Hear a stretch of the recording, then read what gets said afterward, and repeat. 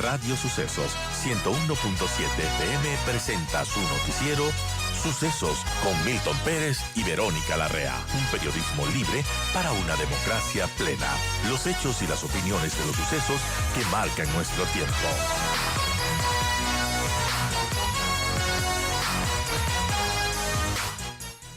Damos la bienvenida a nuestro siguiente invitado, a Juan Cubi, analista político. Y bueno, Juan Cubi escribe un artículo muy interesante en la revista Plan B que les invito a que lo lean. Se llama La legitimidad ilegítima. Y ahí se menciona, ¿no?, de este revoltijo electoral, que no existe ninguna tienda política que mantenga, dice en su artículo, una mínima coherencia política o ideológica de cara a las próximas elecciones. Las alianzas se distinguen por una irracionalidad y una extravagancia desbordada. Sin embargo, dice, nadie quiere tomar al toro por los cuernos, es decir, analizar seriamente la debacle del sistema representativo heredado del viejo liberalismo que estamos viviendo y que refleja lo que estamos viviendo, Juan, respecto a las elecciones que se vienen en 2023.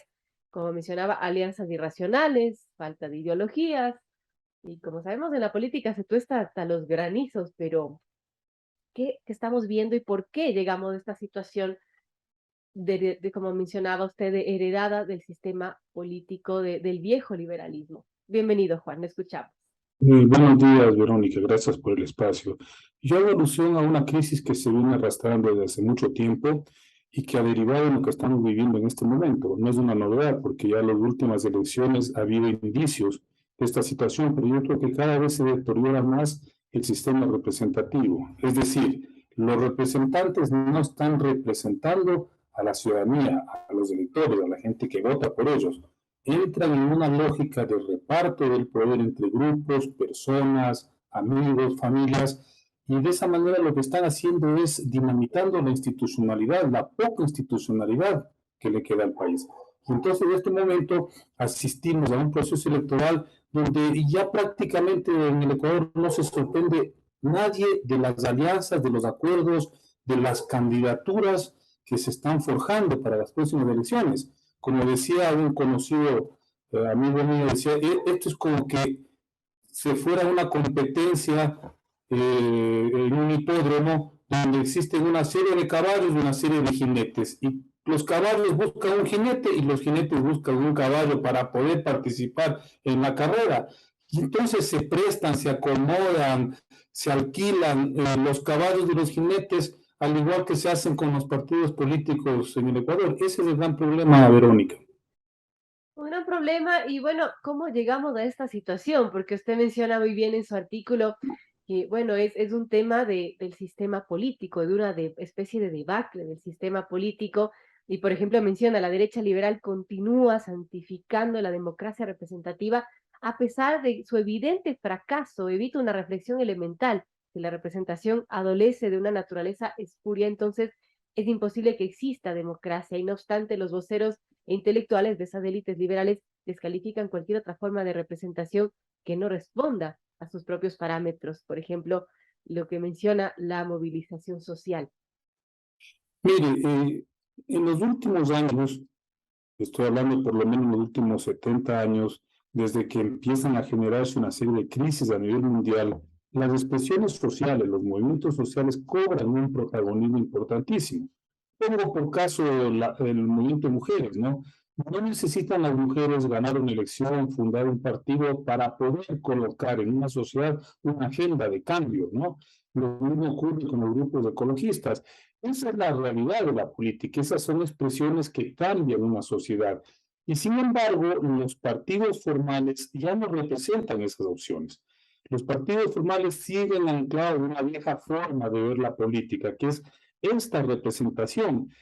Lo que yo analizo en ese artículo es que si hablamos de una democracia representativa, que es una creación del liberalismo moderno, pero los representantes ya no representan a nadie, entonces ¿de qué democracia estamos hablando? Hay que volver a plantearse cómo se legitima las formas de representación de manera que las personas que actúan en el campo público, del mundo de la política, realmente cumplan una función colectiva, no individual, no grupal. Es decir, que la gente que va a una asamblea, por ejemplo, a un parlamento, responda a sectores de la sociedad que tienen un proyecto de cambio. ¿Sí?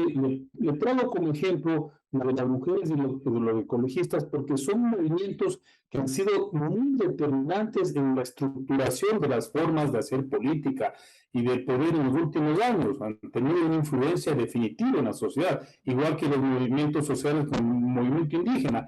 Pero si usted ve la representación en el espacio formal, no se corresponde con esa realidad. Por lo tanto, lo que yo sugiero es que hay que entrar a discutir seriamente cómo hacemos para que la representación en la parte formal e institucional de la política se compadezca o corresponda con la realidad de una sociedad. Ahora eso, Juan, ¿cómo se lograría con una reforma al sistema político? ¿Qué cambios tendrían que hacerse para ello? Mire, Verónica, yo lo que planteo es que hay que entrar a debatir profundamente ese tema. No tengo yo fórmulas como para decir esto es lo que hay que hacer, porque eso es una responsabilidad de todos los sectores, digamos, que toman decisiones en esta sociedad. Pero claro, obviamente hay que ir pensando en cómo hacer que esa representación se legitime, porque de otra manera lo que vamos a provocar es un colapso general de la política.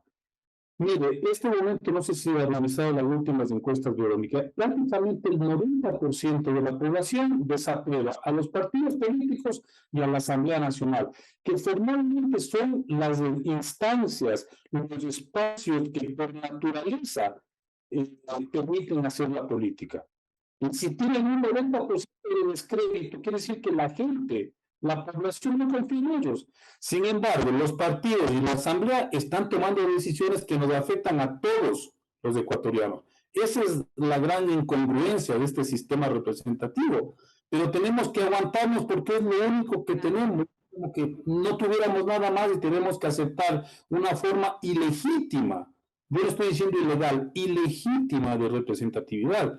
Sin embargo, desde los grupos de poder de ciertas élites de los sectores que defienden este sistema, denaturalizan cualquier otra forma de acción política. Por ejemplo, un movimiento que se expresa en las calles, que exige demandas, les dicen, ustedes no tienen por qué imponer una agenda al país si no ganan las elecciones.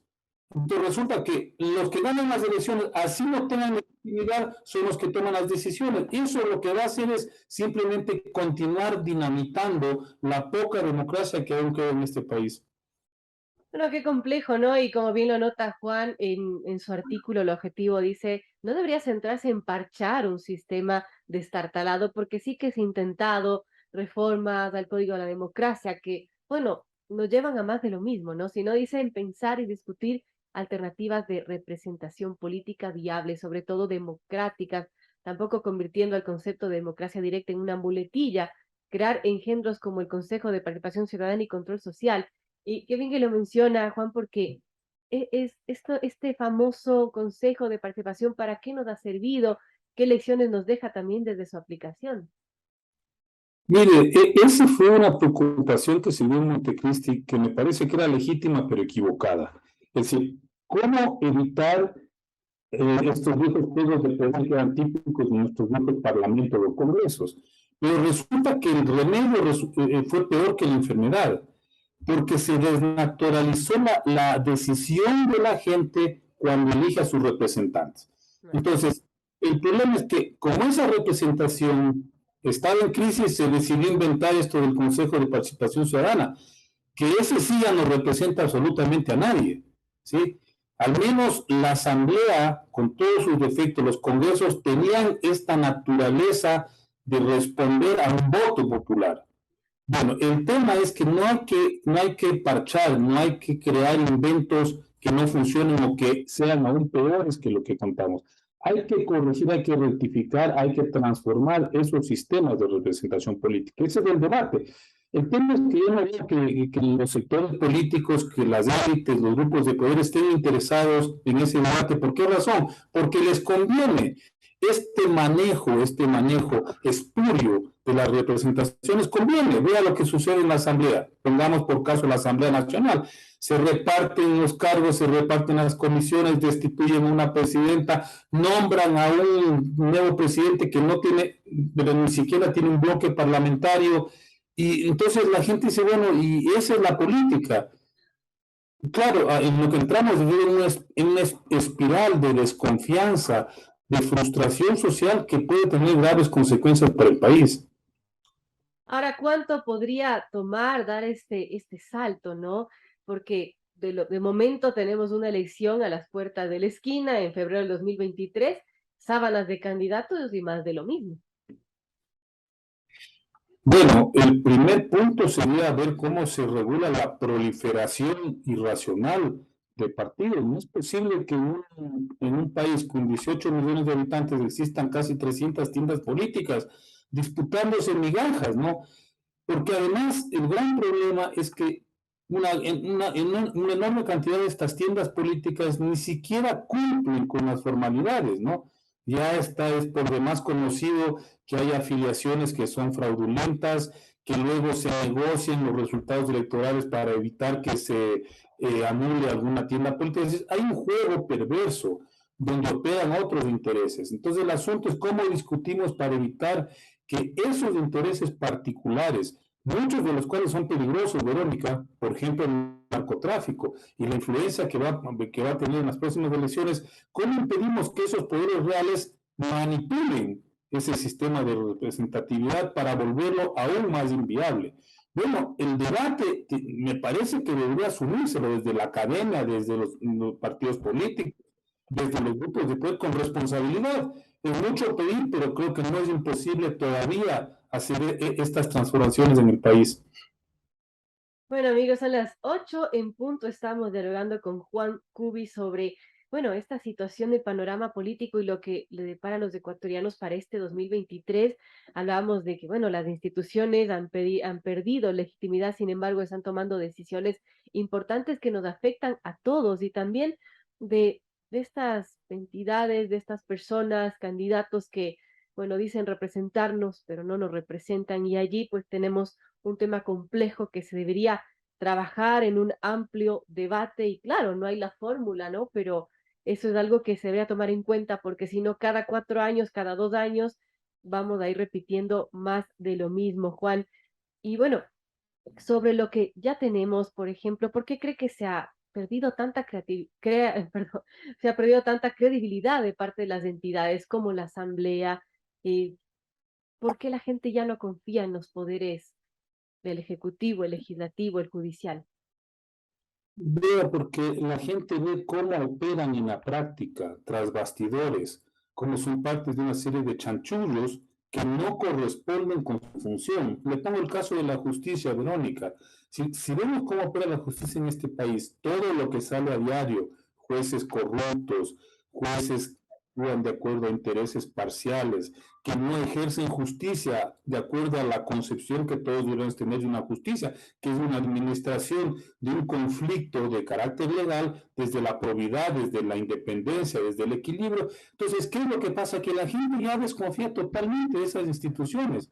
Y entonces, mire, durante los 10 años de Correato nos vendieron la idea de que la reforma de la justicia era construir edificios nuevos, poner computadoras, mejorar la infraestructura. Eso no era hacer justicia. Yo siempre he dicho, un buen juez puede administrar justicia sentado en un banco en el parque. El tema central es que quien acude a la decisión de este juez tenga la plena seguridad y la confianza de que ese juez va a actuar apegado a normas establecidas, ¿no? Colectivamente, establecidas socialmente. No se necesita gran infraestructura, nuevos edificios, ¿sí? Pero el problema es ese, que como la gente ve que el juez no actúa de manera imparcial, no actúa apegado a una serie de principios de carácter ético, entonces dice, bueno, aquí lo que funciona es la plata, la influencia, el palanqueo. Bueno, eso de la justicia usted lo puede trasladar a muchas otras instituciones. Entonces, si usted ve que en una alcaldía, en una prefectura, la corrupción campea, la gente dice, bueno, ¿para qué sirve esa institución? Lo único que permite es que vayan una serie de personas a robar y enriquecerse ilícita y legalmente. Ese es el gran problema. Y yo creo que, entre otras cosas, uno de los mayores digamos, problemas que tiene que solventar, que solucionar la sociedad ecuatoriana es la corrupción.